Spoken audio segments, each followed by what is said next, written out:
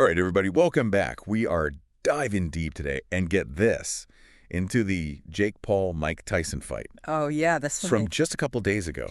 Huge, I know, right? And we asked you guys what you wanted to deep dive into, and this was like the clear winner by far. So yeah, seems like everyone's talking about it. everyone is. I mean, how can you not? So we've got a ton of articles here, all from like ESPN, some boxing sites, just like general news. All the takes. All the takes, yeah.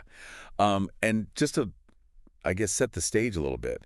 So last night, November 15th. At the AT&T Stadium. Huge venue, right? Massive. And it was, on paper, classic, like veteran, legend versus, The up-and-comer. the young, brash, kind of doing things differently. Yeah. And the result, I don't know if anyone saw this coming, Jake Paul wins by unanimous decision. I gotta say, even as someone who, follows the sport pretty closely, I did not have that on my bingo card. No, absolutely not. Definitely threw a wrench in things. Oh, I mean, we knew Jake Paul was, like, he's serious about boxing, right? Like, this isn't just, a YouTube stunt anymore. Oh, for sure. He's put in the work. He's got the wins. But the takedown Tyson... At 58. Yeah, like a whole other... I was like, I thought, okay, maybe Tyson's in it for a payday. Wants to prove he's still got it. But to lose. Well, and, to Paul's credit, it wasn't even close. Yeah, the judges scored, No, but decisive. 80, 72, and then like 79, 73 twice. Like, Didn't even need a knockdown. right. No knockdowns, but just like, in the articles they were talking about how Paul just landed way more punches, way more combos, and just kind of controlled the whole fight. But I'm curious from like a boxing perspective, did Tyson land anything? Like, do we see, any of that old Iron Mike power? Okay, so, I'm not going to lie, Paul dominated, but there were flashes, especially early on. You could see, Tyson still got that, one-punch knockout power in him, but Paul, he was too quick. Too young. Too young, too fast, too much stamina. He clearly went in with a plan to just avoid those big hits, tire Tyson out. And it worked. It worked brilliantly.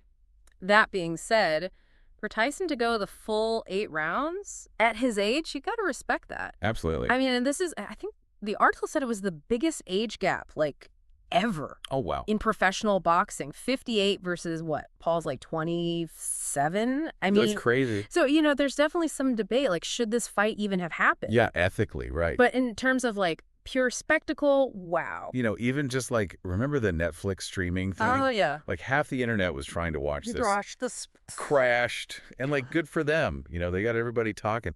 But back to the fight itself, where does this leave Jake Paul? Can we still call him just a YouTuber? I think this, really solidifies him, right? You can't argue with the results. He beat a legend. Beat Mike Tyson. Exactly. Yeah. And that's the thing. This fight, it's bigger than boxing. What do you mean? It's this whole new era of celebrity influencer boxing. It's changing the game. Yeah. And people can hate on it, but are these fights entertaining? Heck yeah. Oh, for sure. And, Paul's bringing in new fans, new money. You shaking things up. Big time. So is this a good thing? Bad thing? I don't know. Does it even matter? This is the world of boxing now, like it or not. So I guess the question is, for all of you listening, where do we go from here? Is this a one-off? Or is Jake Paul really going to, run the table and become, the champ everyone thought he'd never be? And what about Tyson? Does he hang up the gloves? Or is this going to light a fire, bring him back for one more run? So many questions. Let us know what you guys think. This is a deep dive we're going to be thinking about for a while. For sure. This is just the beginning. Thanks for listening.